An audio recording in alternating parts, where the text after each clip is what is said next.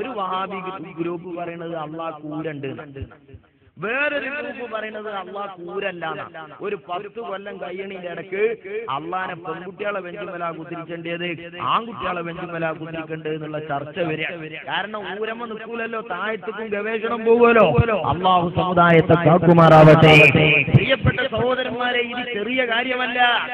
എന്നിട്ടൊരു മൗലവി പറഞ്ഞു, അഹ്ലുസുന്നത്ത് വൽ ജമാഅ എന്ന പേരിൽ ഒരു ബുക്കിൽ സക്കരിയ മൗലവി എന്ന് പറഞ്ഞൊരു സാക്കറ മൗലവി, അയാൾ പറഞ്ഞു അള്ളാഹ് 2 ഭാഗത്തും കൈയുണ്ട്. അങ്ങനെ 2 ഭാഗത്തും അള്ളാഹ് കൈയുണ്ട് എന്ന് പറഞ്ഞിട്ട് ആ മൗലവി അള്ളാൻ ഓപ്പറേഷൻ ചെയ്തു. ഓപ്പറേഷൻ ചെയ്യാൻ അറിയാത്തവര് ഓപ്പറേഷൻ ചെയ്ത രോഗി തിയേറ്ററിൽ പോയ മാതിരി തിരിച്ചു വരൂല, ഉറപ്പല്ലേ? 2 കൊല്ലം കഴിഞ്ഞപ്പോ അതേ മൗലവി പറഞ്ഞു അള്ളാഹ് 2 ഭാഗത്തും കൈയില്ല.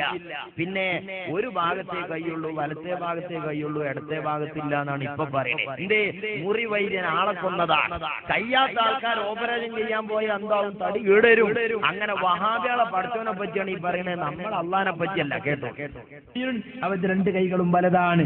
ലാ ശിമാല ഫീഹിമാ, ആ 2 കൈകളിലും ശിമാലില്ല, ഇടതില്ല. കാരണം എന്തേ? മൗലവിമാര് ഓപ്പറേഷൻ ചെയ്ത് കേടെത്തിയതാ.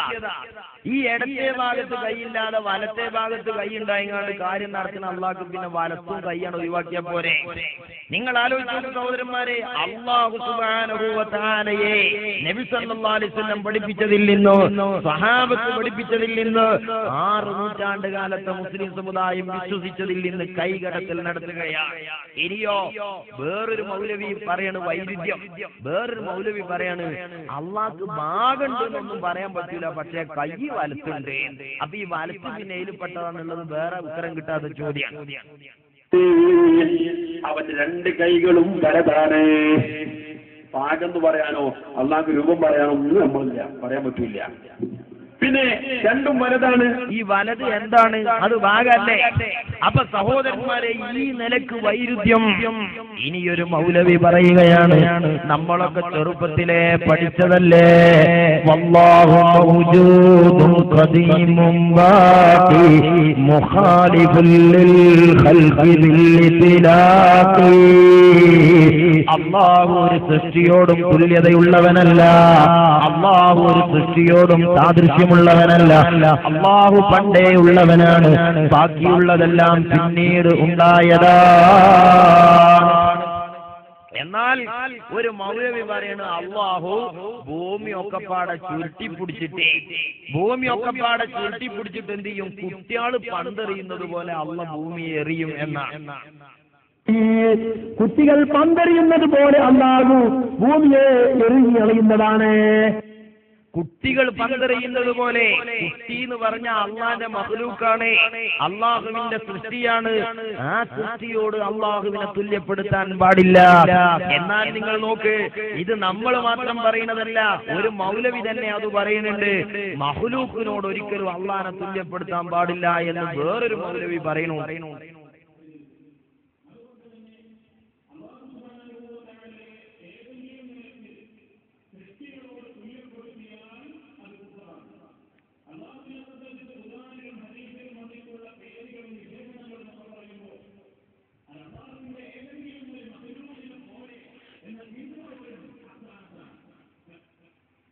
അപ്പോ നേരത്തെ പ്രസംഗിച്ച മൗലവിന്റെ ജാതി ഏതേക്കാരം? അയാൾ മാപ്പിള ജാതിയോ പുറത്തുള്ള ജാതിയോ?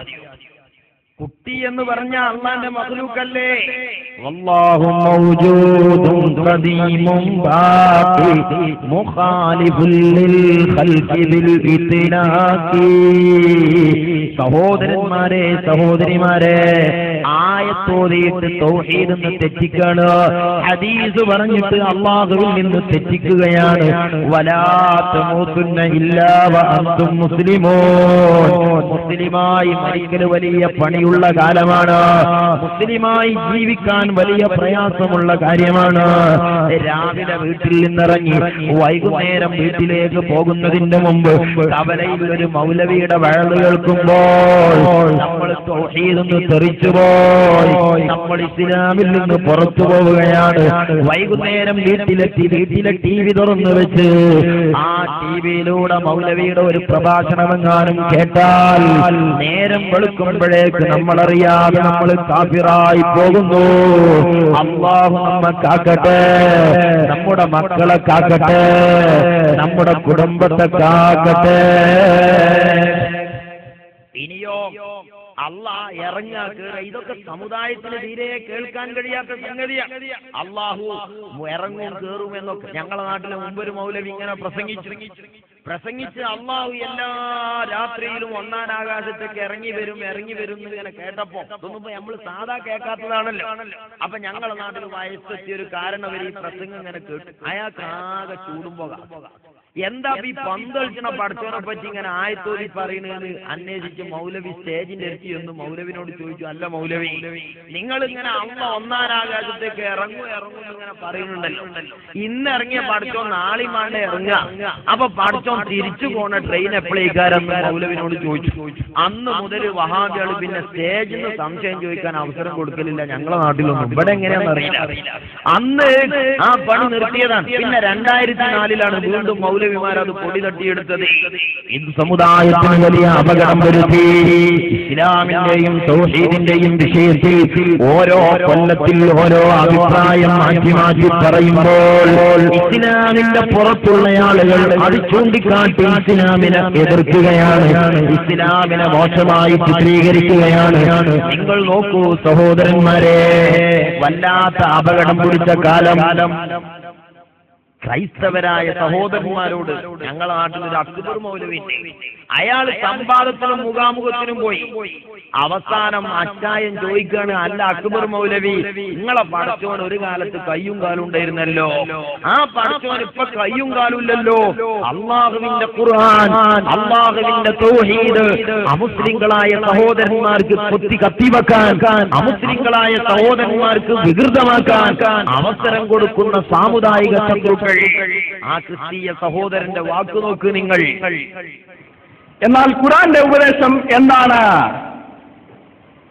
ഖുർആന്റെ ഉപദേശത്തിലേക്ക് വരുമ്പോൾ അവിടെ ആകെ ഒരു സംശയമാണ്.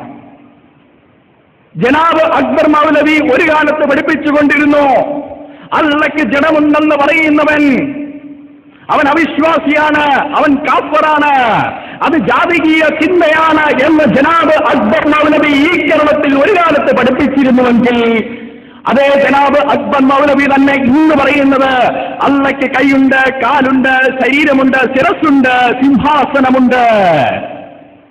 എന്താണ് കാരണം?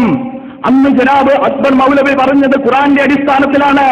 ഇന്ന് ജനാബ് അക്ബർ മൗലവി പറയുന്നതും ഖുർആന്റെ അടിസ്ഥാനത്തിൽ തന്നെയാണ്.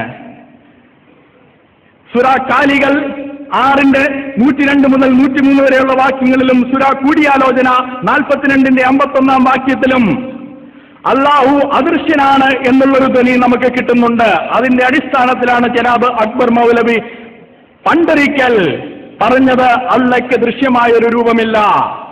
എന്നാൽ സൂറ 10:3 വാക്യത്തിൽ അള്ളാഹു സിംഹാസനത്തിൽ ഇരിക്കുന്നു. സൂറ 55:26 മുതൽ 27 വരെയുള്ള വാക്യത്തിൽ അള്ളാഹുവിനൊരു മുഖമുണ്ട്. സൂറ 48:10 അള്ളയ്ക്ക് കൈയുണ്ട്. സൂറ 20:36 മുതൽ 39 വരെയുള്ള വാക്യങ്ങളിൽ അള്ളാഹുവിന് കണ്ണുകളുണ്ട്.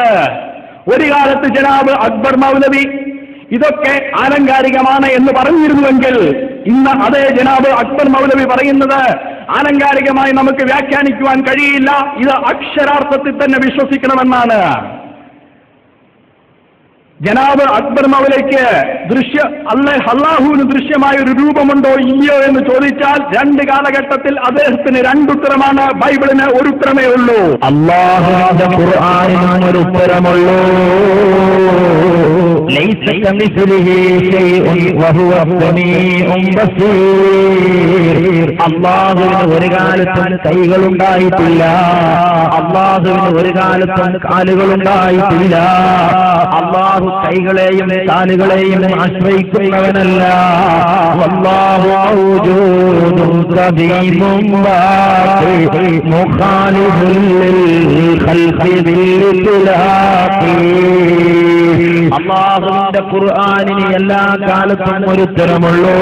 വിവരമില്ലാത്ത കക്ഷികൾ ഇസ്ലാമിന്റെ പേരിൽ തൗഹീദ് പറഞ്ഞു മുസ്ലിങ്ങളെയും അമുസ്ലിങ്ങളെയും ഒരുപോലെ തെറ്റിദ്ധരിപ്പിക്കുമ്പോൾ, ഓ പ്രിയപ്പെട്ട മുസ്ലിങ്ങളെ, ഒരിക്കലും ഇവരെ ഖുർആൻ പറയാ, ഹദീസ് പറയാ, തൗഹീദ് പറയാ ഈ സമുദായം ചുമതലപ്പെടുത്തിയിട്ടില്ല.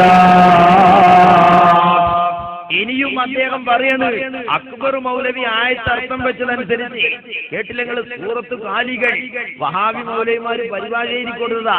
സൂറത്തുൽ ബഖറ എന്നുള്ളതാണ് സൂറത്ത് പശു അധ്യായം എന്നൊക്കെ പറഞ്ഞു പറയുന്നത്. ഇങ്ങനെ എല്ലാ ബഹുമാനമുള്ളതിനെയും കൈകാര്യം ചെയ്യാൻ അവർക്ക് കൊടുത്തു.